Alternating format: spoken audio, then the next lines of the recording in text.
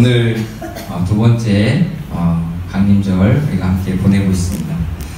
오늘은 요셉에 대해서 히브리서의 기자가 증언하고 있는 요셉의 삶에 대해서 함께 나누려고 합니다. 본격적으로 말씀을 들어가기 앞서서 제가 질문을 하나 드리려고 합니다. 너무 긴장하지 마시고요. 좀 보여주시겠습니다. 다음 성경 인물들의 공통점: 요셉, 사울, 다윗, 아도니아. 요셉, 사울, 다윗은 잘 아시는데 아도니아는 누군지 잘 모르시겠죠? 아도니아가 누구냐면 다윗의 네 번째 아들, 압살롬 다음에 그 아들이 아도니아입니다. 자, 이 네 사람의 공통점이 뭘까? 대답 안 하셔도 됩니다. 한번 마음속으로 이 사람의 공통점, 이 네 사람의 공통점, 그리고 그 네 사람의 공통점 가운데 우리 요셉이 이제 들어있죠. 감이 좀 잡히시나요? 이 네 사람이. 정문자 사모님 감이 잡히세요? 제가 물어보진 않겠습니다. 혹시 또 자, 힌트를 드리면, 자, 말씀을 한번 보시죠. 네 사람에 관한 말씀. 요셉은 용모가 빼어나고 아름다웠더라. 그 다음 한번 같이 읽어보시죠. 시작. 기스에게 아들이 있으니 그의 이름은 사울이요 준수한 소년이라. 이스라엘 자손 중에 그보다 더 준수한 자가 없고 키는 모든 백성보다 어깨 위만큼 더 컸더라. 그 다음에 다윗입니다. 다윗. 자, 시작. 그 블레셋 사람이 둘러보다가 다윗을 보고 업신 여기니 이는 그가 젊고 붉고 용모가 아름다움이라.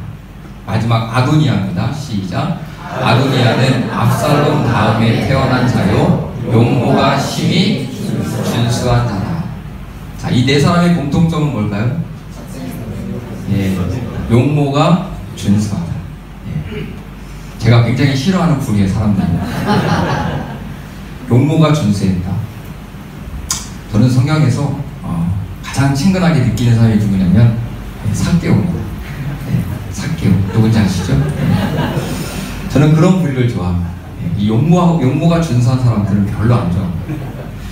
오늘 요셉이 바로 거기에 속해 있는 사람이죠. 용모가 준수하였더라. 그런데 히브리서의 기자가 언급하고 있는 이 요셉의 이야기, 창세기 50장 마지막 장면에 근거하고 있습니다. 창세기 50장 50장 22절부터 25절까지의 말씀에 근거해서 히브리서의 기자가 요셉을 말하고 있습니다. 한번 같이 22절부터 한번 읽어보시죠. 요셉이 그의 아버지의 가족과 함께 애굽에 거주하여 110세를 살며 에브라임의 자손 3대를 보았습니다. 므낫세의 아들 마길의 아들들도 요셉의 스라에서 양육되었더라.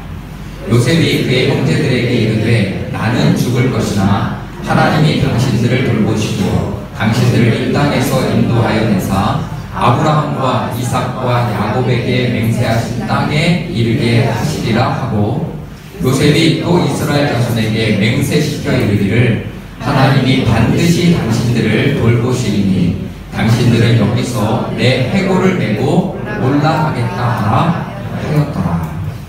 무엇을 메고요? 회고를 메고. 그런데 그것을 지금 히브리서의 기자가 말하고 있습니다. 자, 이 부분을 우리 성도님들이 좀 주목해 보셔야 될 것 같습니다. 이 창세기 50장의 말씀은 세상을 떠나는 마지막 순간에 요셉이 남긴 유언이죠. 요셉은 하나님이 이스라엘 민족을 애굽 땅에서 인도하여 약속의 땅에 이르게 하실 것을 지금 말하고 있습니다. 자, 지금 이 요셉이 말하고 있는 유언의 내용은 과거에 있었던 일인가요? 아니면 앞으로 일어날 일인가요? 앞으로 일어날 일입니다. 그런데 그 앞으로 일어날 일이 무려 400년 이후에 일어날 일입니다. 그런데 요셉은 자, 자신이 유언을 남기며 이 세상을 떠날 때 그 일이 무려 400년 이후에나 있을 그 일이 이루어질 것을 확신했고, 그래서 자신의 해골을, 유골을 가지고 떠나달라고 부탁을 하고 있습니다. 그냥 해보는 소리가 아니라 요셉은 그것을 믿었다는 거죠. 그렇게 될 것을, 지금 자신은 애굽 땅에 있지만 그렇게 될 것을 믿었다는 겁니다. 왜 그럴 수 있었을까? 그것이 사람의 말이 아니라 하나님의 약속이었기 때문입니다. 아멘이신가요? 사람이 하는 얘기가 아니라 하나님이 하셨던 약속. 자, 그 하나님의 약속, 지금 요셉이 말하고 있는 그 하나님의 약속은 어디에 있냐면 창세기 15장 13절 14절에 있습니다. 우리 한번 같이 읽어보시겠습니다. 시작. 여호와께서 아브라함에게 이르시되 너는 반드시 알라. 내 자손이 이방에서 객이 되어 그들을 섬기겠고 그들은 400년 동안 내 자손을 괴롭히리니 그들이 섬기는 나라를 내가 증거할지며 그 후에 내 자손이 큰 재물을 이끌고 나오리라. 어디서요? 애굽에서. 자, 요셉에게 있어서 아브라함은 증조 할아버지죠. 그 증조 할아버지가 하나님께 받았던 그 약속을 요셉이 지금 기억하고 있는 겁니다. 그리고 그 약속을 믿고 있는 것이죠. 자, 아브라함에게 주셨던 언약, 지금 우리가 방금 전에 읽었던 그 언약은 대략 주전 2081년입니다. 연도를 좀 보여주시겠어요, 집사님? 정확하진 않지만 대략 2018년입니다. 그리고 요셉이 죽은 시점은 1805년 주전입니다. BC. 그리고 출애굽이 시작된 것은 주전 1446년. 그러니까 요셉이 죽고 지금 유언을 하고 출애굽이 시작된 그 시점은 대략 몇 년이 되죠? 대략 400년이 됩니다. 맞죠? 네, 정확하지 않은 대략 400년입니다. 그러면 지금 요셉이 유언하고 있는 그 시점에서 그 약속, 그리고 요셉이 고백하고 있었던 그 일은 400년 후에 아브라함이 했던 그 말대로 이루어지죠. 무려 400년 이후에 일어날 일에 대해서 요셉은 의심 없이 증조 할아버지 아브라함에게 주셨던 그 약속을 믿었습니다. 그래서 자신의 해골을 메고 가지고 가달라고 말했던 것이죠. 아무리 유언이지만 자신의 해골을 메고 올라가 달라고 부탁하는 것은 쉬운 일이 아닙니다.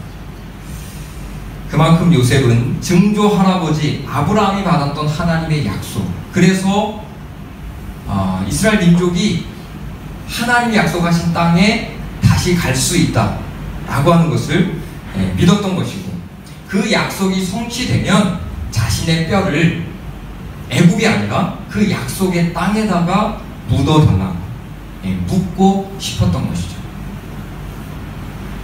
그런데 실제로 이스라엘 백성들이 요셉의 유언대로 애굽에서 나갈 때 요셉의 유골을 메고 다녔던 것을 알고 계신가요? 모세가 출애굽할 때 요셉이 유언한 대로 그의 유골을 메고 해골을 메고 떠납니다. 자, 보세요. 출애굽기 13장 19절 말씀 보시죠. 같이 읽겠습니다. 시작. 모세가 요셉의 유골을 가졌으니 이는 요셉이 이스라엘 자손으로 하나님의 인사하여 이르기를 하나님이 반드시 너희를 찾아오시니 너희는 내 유골을 여기서 가지고 나가라 하였음이더라. 보세요. 몇 년이라는 시간이 거의 400년이 지났잖아요. 그런데 그때의 모세가 출애굽하면서 요셉의 유골을 들고 나갑니다. 요셉의 바램대로 요셉의 그 믿음대로 이루어지는 겁니다. 그리고 실제로 요셉이 원했던 대로 원했던 대로 그의 뼈는 아브라함이 하나님의 약속을 받았던 바로 그 땅에서 묻히게 됩니다. 여호수아서 24장 32절 말씀입니다. 읽어보시죠. 또 이스라엘 자손이 애굽에서 가져온 요셉의 뼈를 어디에 장사해요? 세겜에 장사했습니다. 세겜은 어디죠? 아브라함이 약속을 받았던 바로 그 땅입니다. 놀랍지 않으세요? 아브라함이 약속을 받았던 그 땅에 손자였던 요셉의 유골이 돌아오게 됩니다. 무려 600년 이상이 걸렸던 그 약속이 요셉에게서 이루어지고 실제로 그 땅에 묻히게 되는 것이죠. 지도를 한번 보시겠습니다. 세겜 땅입니다. 자, 오른쪽 맨 위에 있는 게 갈릴리 호수고요. 갈릴리 호수고 거기에 흐르는 샛강이 요단강이고, 그리고 쭉 내려가서 조금 넓은 바다가 어디일까요? 거기가 사해입니다. 그래서 그 요단강을 중심으로 오른쪽이 이제 모압, 암몬 그 땅이 되고요. 왼쪽이 약속의 땅 가나안이 됩니다. 그리고 요셉의 유골은 그 세겜에 묻히게 되는 것이죠. 요셉은 죽는 순간까지도 하나님이 주신 약속, 증조 할아버지에게 주셨던 그 약속은 이루어질 것이다 라고 믿었고, 그래서 자신의 해골을 약속의 땅 가나안에 가져다가 그곳에 묻어달라고 부탁을 했던 것이죠. 요셉은 자신의 변함없는 믿음으로 하나님의 약속은 아무리 시간이 흘러도 하나님의 때에 반드시 이루어진다는 것을 증언해준 사람입니다. 그 믿음이 있었기에 요셉은 자신의 욕망을 쫓아 살지 않고 하나님의 뜻을 쫓아서 살아갈 수 있었던 것이죠. 요셉은 결정적인 순간마다 하나님이 함께 하심을 직접 증언했습니다. 요셉은 누구보다도 임마누엘의 하나님을 고백하며 살았던 사람이죠. 하나님이 나와 함께 하신다. 그러한 사실을 가장 잘 보여주었던 것이 보디발 장군의 아내가 유혹했을 때였습니다. 창세기 39장 6절에 보면 주인이 그의 소유를 다 요셉의 손에 위탁하고 자기가 먹는 음식 외에는 간섭하지 아니하였더라. 요셉은 용모가 빼어나고 아름다웠더라. 그리고 나서 그래서 요셉이 겪었던 그 유혹이 뭐냐면 7절 말씀에 그 후에 그의 주인의 아내가 요셉에게 눈짓하다가 동침하기를 청하니 라는 장면이 나옵니다. 요셉이 그 유혹을 뿌리치기란 쉽지 않았죠. 자기가 섬기는 그 장군의 아내의 그 유혹입니다. 하지만 요셉은 단호하게 뿌리치죠. 9절 말씀입니다. 9절 말씀. 자, 이 말씀이 너무나 중요하죠. 우리 함께 같이 읽어보겠습니다. 9절 말씀. 10절 말고 그 다음 9절 말씀은 없나요? 예. 9절에 보면 요셉이 이렇게 말합니다. 이 집에는 나보다 큰 이가 없으며 주인이 아무것도 내게 금하지 아니하였어도 금한 것은 당신뿐이니 당신은 그의 아내이니라. 그런즉 내가 어찌 큰 악을 행하여 죄를 지으리까? 그런데 누구에게 죄를 지으리까? 라고 말하냐면 하나님께 죄를 지으리까? 요셉은 자신이 죄를 짓는 것이 장군에게 혹은 다른 누군가가 아니라 하나님께 짓는 죄라는 고백이 있었습니다. 그런데 그러한 요셉의 단호함은 한 번이 아니었죠. 말씀에 보면 계속해서 이어집니다. 그 여인이 어떻게 요셉을 유혹하냐면 날마다 요셉에게 청하였습니다. 집요하죠. 그런 유혹을 받을 수밖에 없었던 이유는 용모가 빼어났기 때문입니다. 보디발의 아내는 날마다 요셉을 유혹했고 그때마다 요셉은 유혹을 뿌리쳤습니다. 요셉이 죄의 유혹 앞에서 단호할 수 있었던 이유는 사람들은 몰라도, 장군은 몰라도 하나님이 알고 계시는데, 하나님이 보고 계시는데 어떻게 죄를 지을 수 있겠는가 였습니다. 요셉이 죽는 순간까지 변하지 않는 믿음으로 하나님의 약속을 붙들었던 이유는 뭐냐면, 요셉은 사람들의 시선은 아랑곳하지 않았다는 거죠. 사람들이 보는 것, 사람들이 알고 있는 것이 중요하지 않았습니다. 보이는 사람들의 눈이 두려운 게 아니라 보이지 않는 하나님의 눈을 두려워하며 살아가는 것이 요셉이었고, 그 믿음이 있었기에 증조 할아버지에게 주셨던 그 약속을 붙들 수 있었던 것이죠. 성도 여러분, 대부분의 사람들은 사람의 눈을 의식하며 살아갑니다. 사람들이 어떻게 볼까? 혹시 사람들이 알지 않을까? 혹시 사람들이 나를 어떻게 생각할까? 여기에 비중을 더 크게 두고 살아갑니다. 사람들이 안 보면, 사람들이 모르면 된다고 안심합니다. 하지만 우리 믿음의 사람들은 사람들의 눈을 의식하지 않고 보이지는 않지만 불꽃 같은 눈으로 바라보시는 하나님의 시선, 하나님의 눈을 의식하며 살아가야 될 줄로 믿습니다. 사람들의 눈을 피할 수는 있지만 하나님의 눈을 피할 수는 없습니다.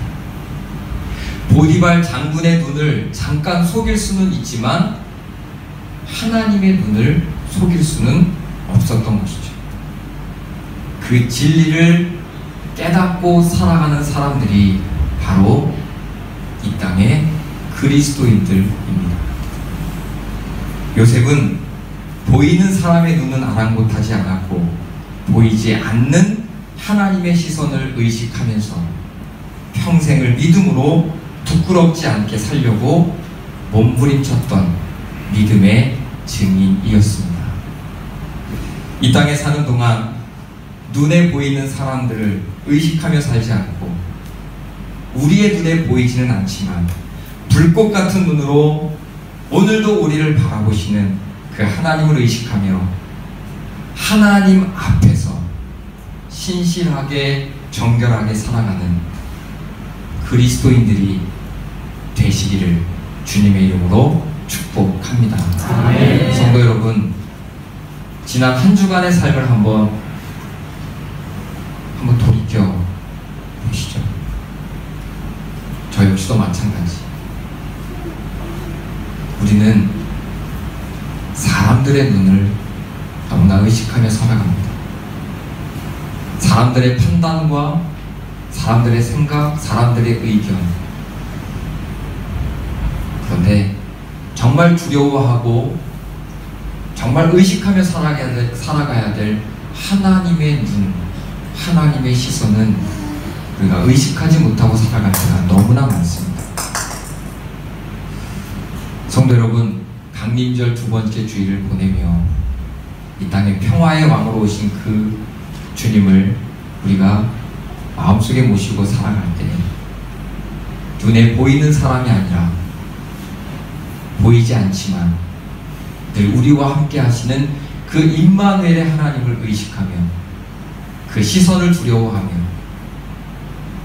믿음으로 이 한 주간을 살아갈 수 있는 저와 우리 성도님들 되시기를 주님의 이름으로 축복합니다. 네. 우리가 믿는 하나님은 임마누엘의 하나님이시고 우리는 모르고 살아가지만 늘 우리와 함께 하시는, 어느 때나 우리를 바라보시는, 요셉이 마지막 죽는 순간까지 그 믿음을 붙들 수 있었던 이유가 하나님의 시선을 의식하며 살았기 때문입니다. 사랑하는 성도님들, 이 한 주간도 역시 연약한 우리의 모습이지만 또 넘어질 수 있는 연약함이 우리에게 있지만 그래도 하나님의 시선을 의식하며 살아간다면 우리가 조금은 힘있게 죄의 유혹을 이기고 뿌리칠 수 있지 않겠습니까?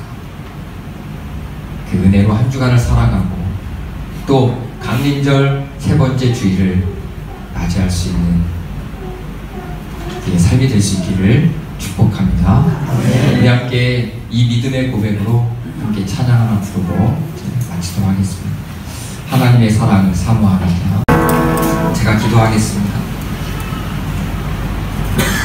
하나님, 어느 때나 우리를 바라보시고 우리의 작은 신음에도 응답하시는 그 임마누엘의 하나님을 고백하며 날마다 경험하며 순간마다 느끼며 살아갈 수 있는 우리의 삶이 되도록 인도하여 주시옵소서.